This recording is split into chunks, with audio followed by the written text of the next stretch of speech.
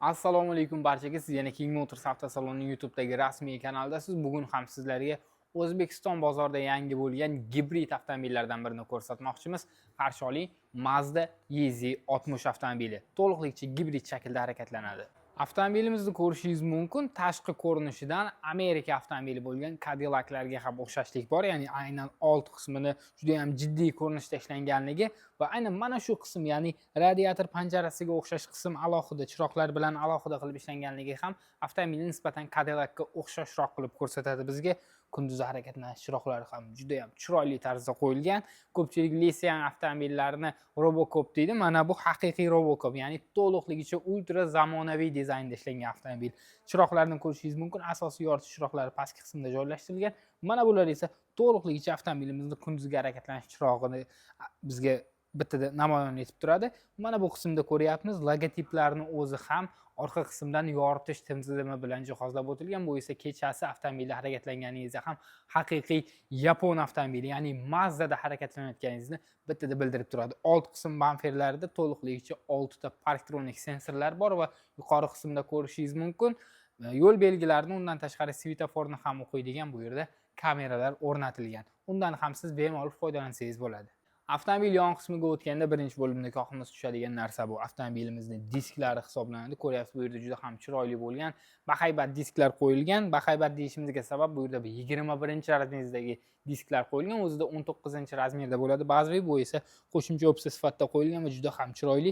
Michelin'dan shinalar ham o'rnatib ketilgan avtomobilimizda.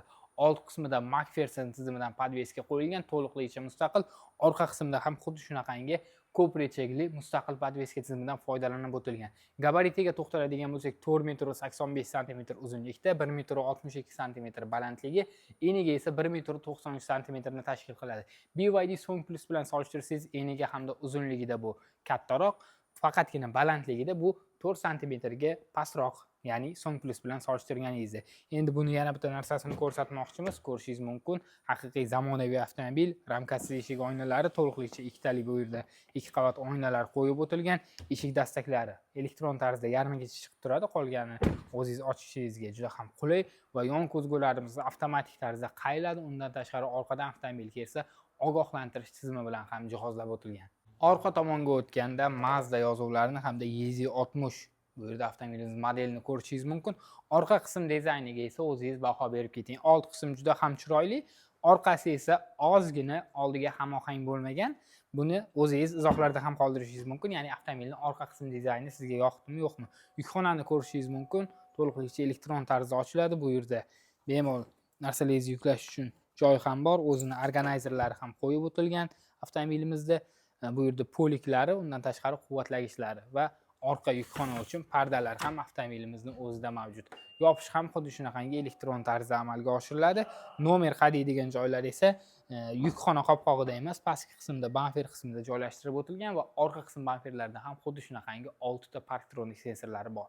Eshik obshivkalariga ham ahamiyat berishingiz mumkin. Juda ham chiroyli kombinatsiya qilingan bu yerda qora rang, baqlajon rang hamda oq rangdagi charmlardan kombinatsiya qilingan. Pastki qism charm emas, bu yerda plastikdan foydalanib o'tilgan va mana bu yerda karnaylar ham joylashtirib o'tilgan. Avtomobilda 23 ta karnaylar mavjud va Dolby Atmos audio tizimi bilan jihozlangan.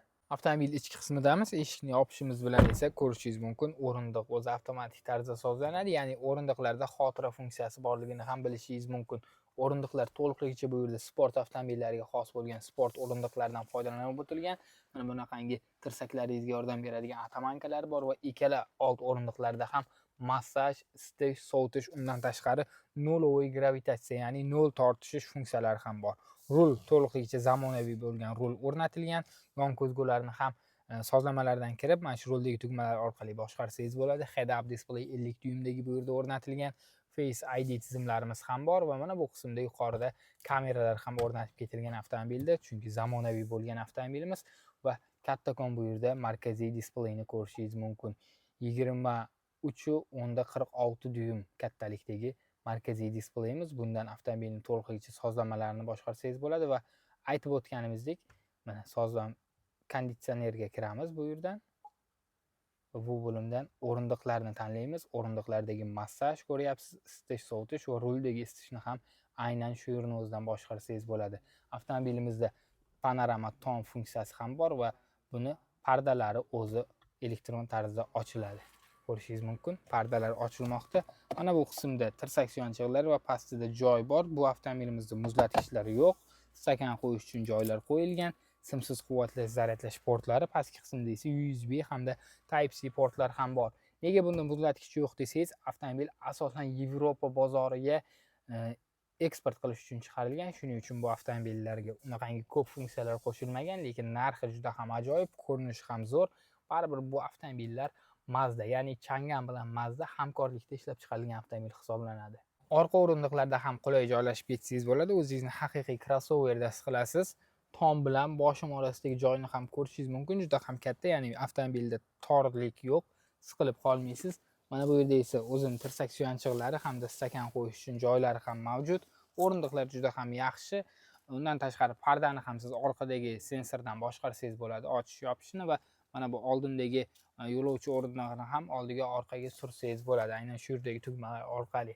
Orqa o'rindiqlarda isitish sovutish funksiyalari yo'q, lekin o'tirish qulay, charmlari ham sifatli ishlangan. Endi esa sizga avtomobilning narxini hamda texnik xususiyatlarini aytib o'tamiz. Kapotni ko'tarishimiz bilan bu yerda ko'ryapsiz, to'liqligicha plastik bilan himoya qilingan zamonaviy avtomobillarga xos. Bu yerda 1,5 atmosferniy dvigatel o'rnatilgan, 98 ta ot kuchini beradi va u faqatgina generator vazifasida ishlaydi. Ya'ni avtomobilimizga elektr energiyasini ishlab chiqarib yetkazib beradi.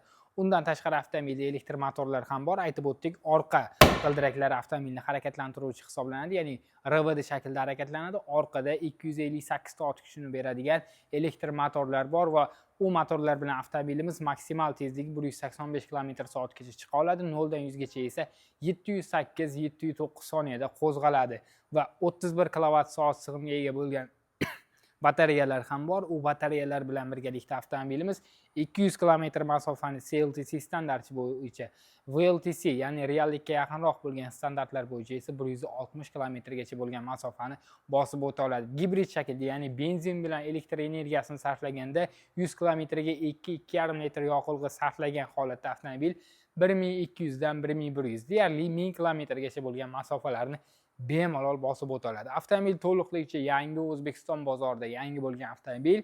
Yangi deganda buni texnik sozlanmalari, ya'ni motorlari, podveskasi yangi emas, ya'ni bu o'zimizga tanish bo'lgan Chang'an kompaniyasining avtomobili hisoblanadi. Chang'an bilan Mazda hamkorlikda ishlab chiqargan, Yaponiya bilan Xitoy hamkorlikda ishlab chiqargan avtomobil hisoblanadi va bu avtomobilni siz King Motorsdan 1 yil kafolati bilan xarid qilsangiz bo'ladi. Narxi hozirgi kunda 35 ming AQSh dollari deb baholangan. Pastda raqam qoldiramiz, aloqaga chiqishingiz mumkin. Narxidan albatta o'tib beradigan joyi bor. Shunday ekan, bemalol qo'rqmasdan qo'ng'iroq qilavering. Bundan tashqari Narda Grey rangi ham bizda sotuvda mavjud. Bemalol qo'ng'iroq qilib, qaysi rangi sizga ma'qul bo'lsa, shuni xarid qilsangiz bo'ladi. Keyingi videolarda uchrashguncha xayr, avtomobil haqida o'z fikringizni yozib qoldirishni esdan chiqarmang. Xayr, salomat bo'ling.